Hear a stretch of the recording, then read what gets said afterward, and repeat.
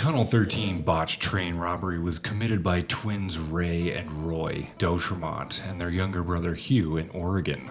At the time of the robbery, the outlaw in the Old West sense and the train robberies of old were dying off. Railroads were becoming more and more secure due to the rash of train robberies between the late 1860s and the early 1900s. Gangs such as the James Gang and Butch Cassidy were notorious for robbing the trains as they snaked their way across the sprawling North American continent. These trains were responsible for carrying valuables and passengers of all stripes, therefore making prime targets for outlaws to make quick scores.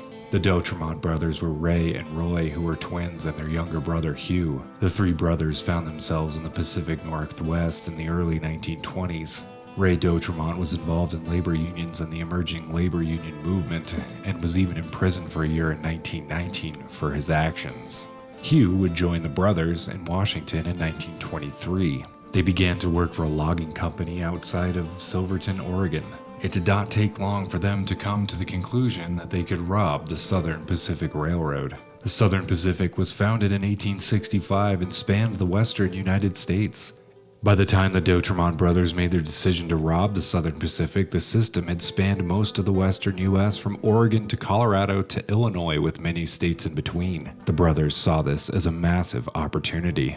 After working for 4 months in Oregon, they decided to make their move. At a certain point near the Siskiyou Mountains, the train winds into Tunnel 13. At this point, it must slow down as it enters the tunnel, and also it hits a steep grade before descending into California. So as Train 13 approached Tunnel 13, the brothers' plan was about to be executed. There was rumored to be $500,000 worth of gold on the southbound train. As the train approached and slowed down, the brothers jumped on board and told conductor Sidney Bates to stop the train. The train was ordered to stop in the tunnel, with the locomotive poking out through the other end. They attempted to break into the mail car with conventional threats, however Evelyn Doherty was not having any of it and sealed the mail car. Doherty was tasked with securing the mail car. It seemed the brothers were not calm and collected at all during the robbery. They seemed impatient and frenzied despite the fact that they were well away from civilization and any intervention from law enforcement. In this fit of frenzy, they decided to blow the mail car using an entire box of dynamite, as opposed to one stick, which would have likely just destroyed the door to open the car. As it exploded, Mr. Doherty was killed in the blast. One of the shortfalls in their plan was not confirming what was actually on the train.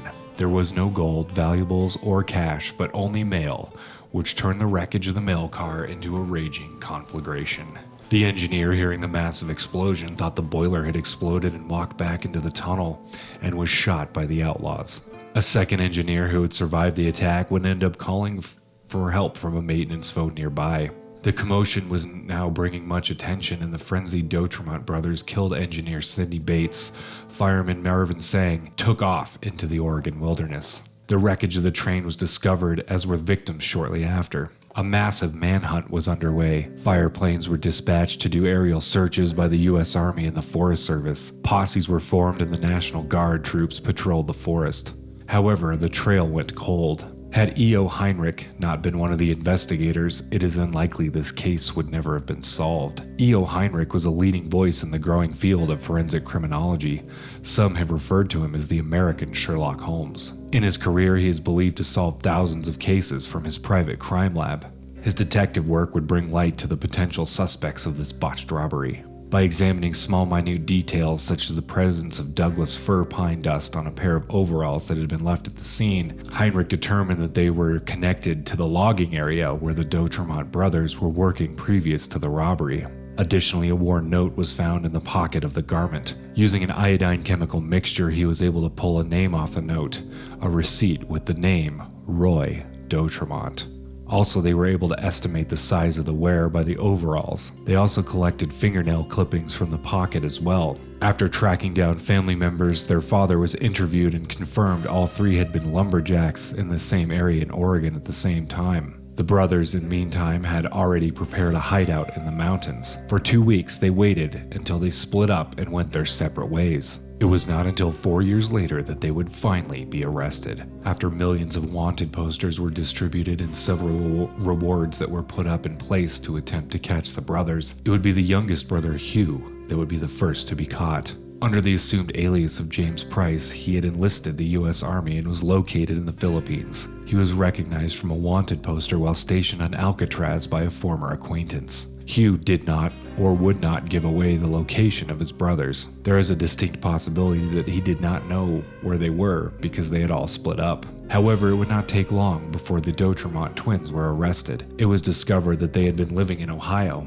When they were found, they were arrested without incident. In 1927, they were convicted of first-degree murder and sentenced to life in the Oregon State Prison. The three suffered different fates as they were released on parole. In 1949, Roy was diagnosed with schizophrenia. To alleviate his illness, he underwent a lobotomy. The lobotomy left him severely disabled. He was granted parole in 1983, but passed away the same year in the nursing home he had been living in since 1979. Hugh was paroled in 1958, but discovered he had stomach cancer 3 months after his release and died 3 months later. Ray was released in 1961. Upon his release, he was asked about his release and he stated, quote, "I'm trying to think of something to say. Well, you can imagine how it feels, can't you? But one thing is for sure. For the rest of my life, I will struggle with the question of whatever possessed us to do such a thing." Ray's sentence was commuted by the governor of Oregon in 1972 and Ray died in 1984. The incident was considered the last great train robbery. However, they did not actually rob anything from the train. They left 4 victims in an ill-fated and terribly planned robbery. Based on rumors of a big score, the 3 brothers wasted their entire lives on a foolish scheme.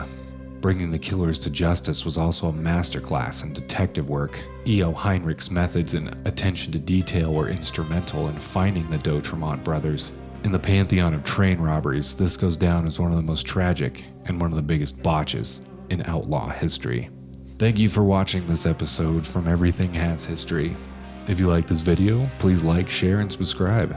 And I'll see you on the next episode from Everything Has History.